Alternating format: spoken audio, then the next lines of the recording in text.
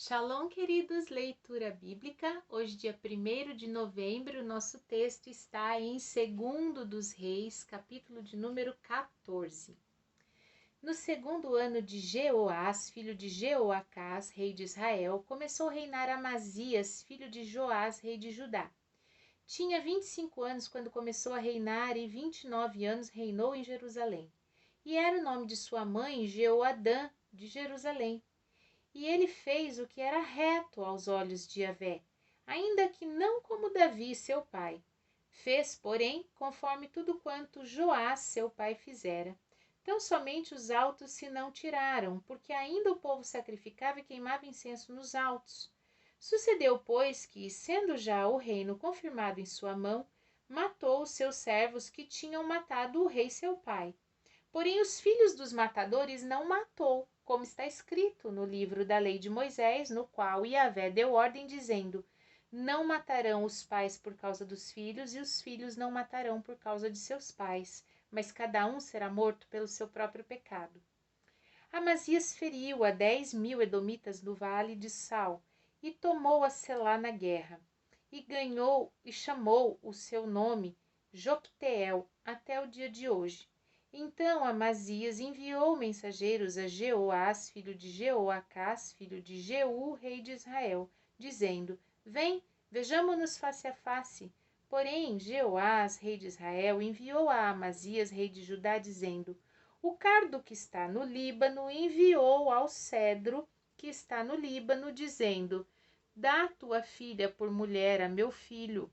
Mas os animais do campo que estavam no Líbano passaram e pisaram o cardo. Na verdade, feriste os edomitas, e o teu coração se ensoberbeceu.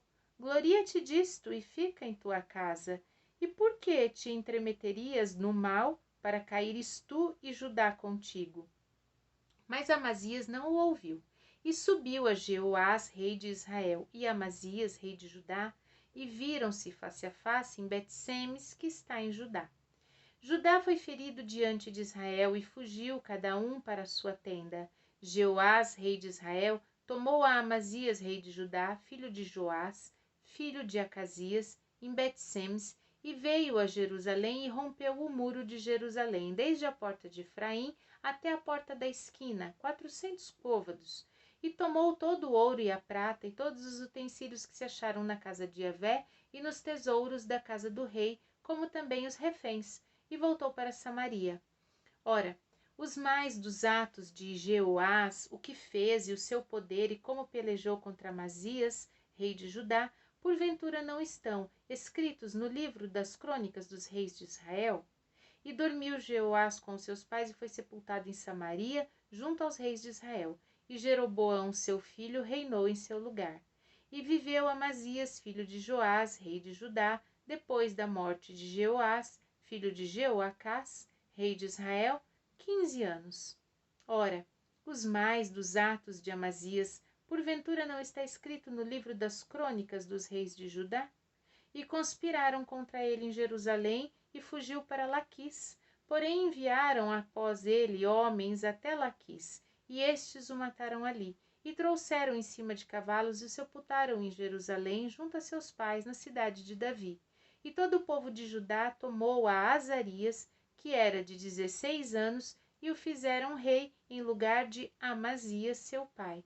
Azarias edificou a Elate e restituiu a Judá, depois que o rei dormiu com seus pais. No 15º ano de Amazias, filho de Joás, rei de Judá, começou a reinar em Samaria Jeroboão, filho de Jeoás, rei de Judá, rei de Israel. E reinou 41 anos, e fez o que era mal aos olhos de Yahvé. Nunca se apartou de nenhum dos pecados de Jeroboão, filho de Nebate, que fez pecar Israel.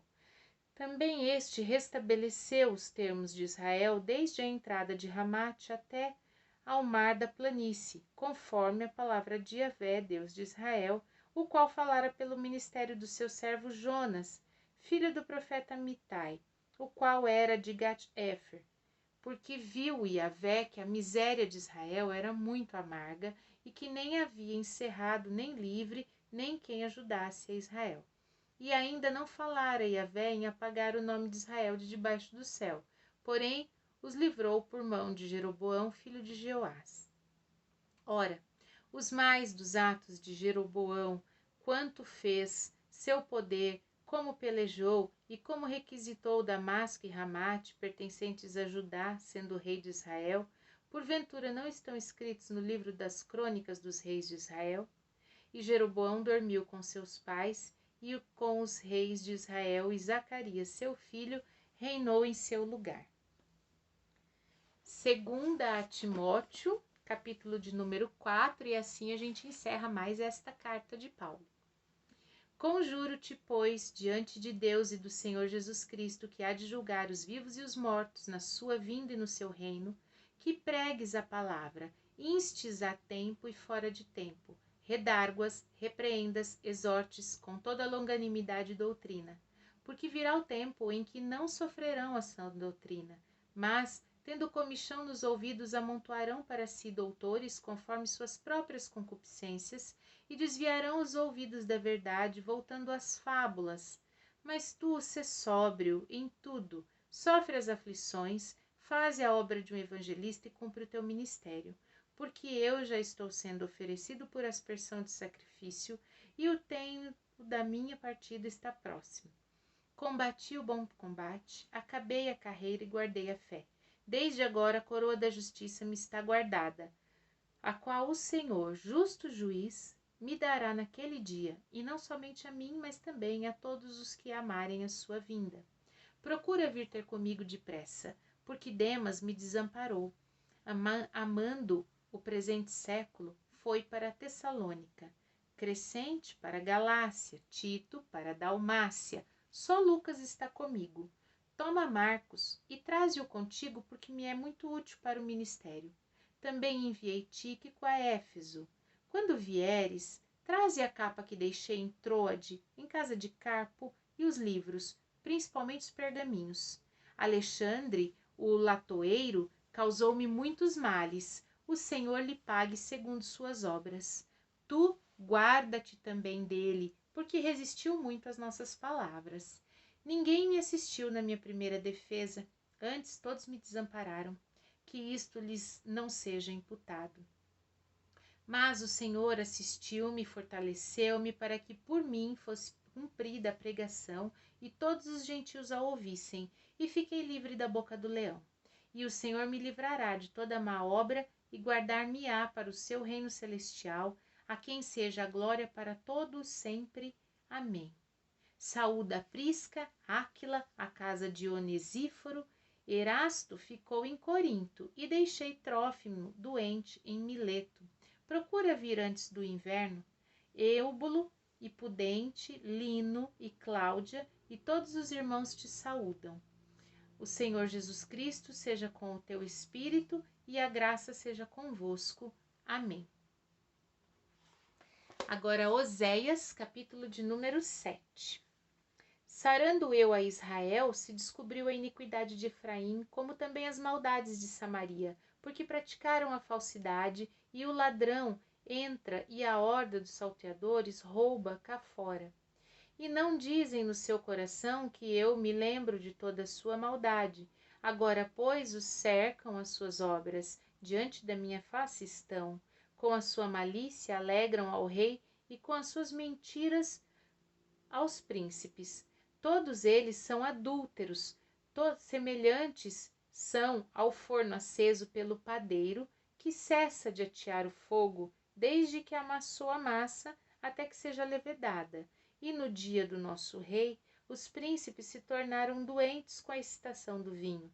Ele estendeu a sua mão com os escarnecedores, porque como um forno aplicaram seu coração, emboscando-se. Toda noite dorme o seu padeiro, pela manhã arde como fogo de chama.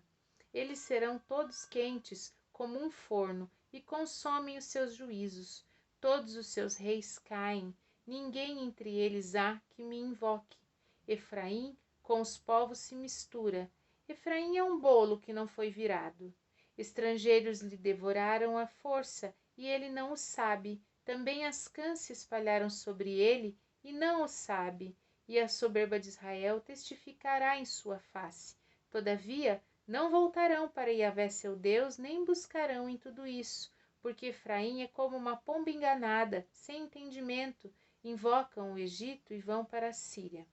Quando forem, sobre eles estenderei a minha rede, e como aves do céu os farei descer, castigá-los-ei conforme o que eles têm ouvido na sua congregação. Ai deles, porque fugiram de mim, destruição sobre eles, porque se rebelaram contra mim. Eu os remi, mas disseram mentiras contra mim, e não clamaram a mim com o seu coração, mas davam uivos nas suas camas. Para o trigo e para o vinho se ajuntam, mas contra mim se rebelam. Eu os ensinei e lhes fortaleci os braços, mas pensam mal contra mim. Eles voltam, mas não para o Altíssimo. Fizeram-se como um arco enganador. Caem a espada aos seus príncipes por causa da violência da sua língua. Este será o seu escárnio na terra do Egito. Amém? Vimos os nossos textos no dia de hoje, então, em 2 dos Reis, capítulo 14, que aqui este rei resolve seguir a lei que foi dada por Deus através de Moisés e não mata os filhos daquele que se rebelaram contra seu pai, porque ele leva em consideração a ordenança que diz que os pais não responderão pelo pecado dos filhos e nem os filhos responderão pelo pecado dos pais. Que bom se Israel, se cada um de nós cumpríssemos a palavra do Senhor em todo o tempo. Que bom se nós sempre nos lembrássemos de cumprir os mandamentos, de cumprir as orientações de Jesus, de seguir os mandamentos que são amar o próximo como a si mesmo, amar a Deus sobre todas as coisas. Que bom se nós nos lembrássemos sempre disso, né? Que a gente possa ter essa reflexão no dia de hoje, de sempre buscar agir em concordância com a palavra e com a ordenança do Senhor. E aqui em 2 Timóteo, estamos encerrando esta carta, né? Paulo fala para Timóteo um alerta que nós temos visto nos dias de hoje. As pessoas não querem mais ouvir o verdadeiro evangelho, a palavra pregada que chama ao arrependimento, que diz: você é pecador e você precisa se arrepender e passar pelo caminho da cruz para se encontrar com Jesus e chegar diante de Deus.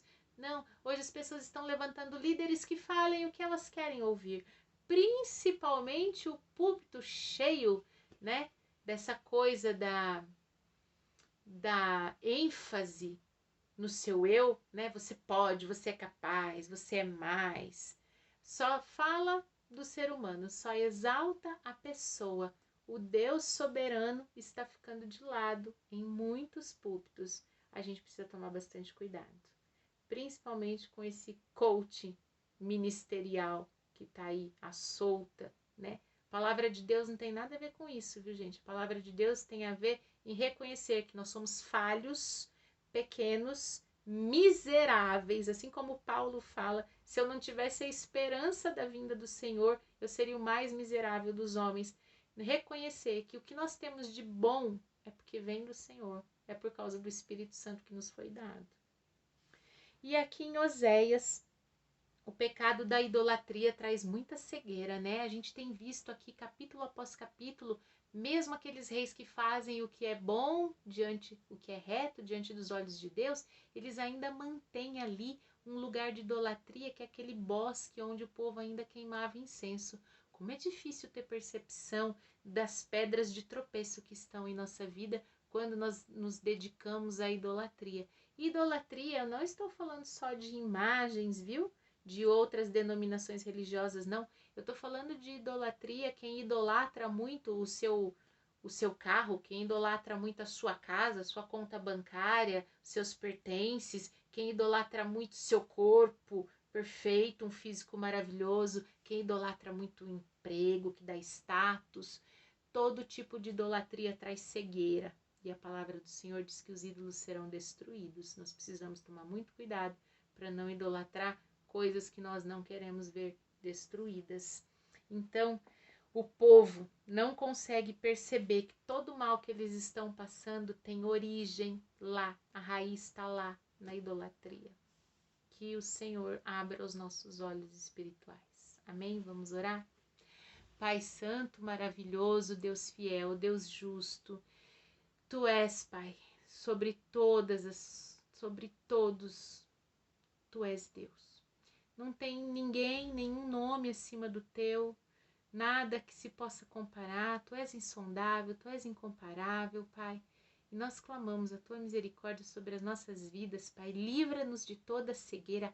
Abre os nossos olhos espirituais, ó Deus, e faze-nos ver onde têm sido as pedras de tropeço da nossa vida. E liberta-nos, ó Deus. Liberta-nos, ó Pai, para que nós possamos aceitar a verdadeira palavra do Senhor e de maneira nenhuma queremos criar para nós líderes que nos agradem, mas que nós possamos seguir pessoas que agradem ao Senhor de todo o coração.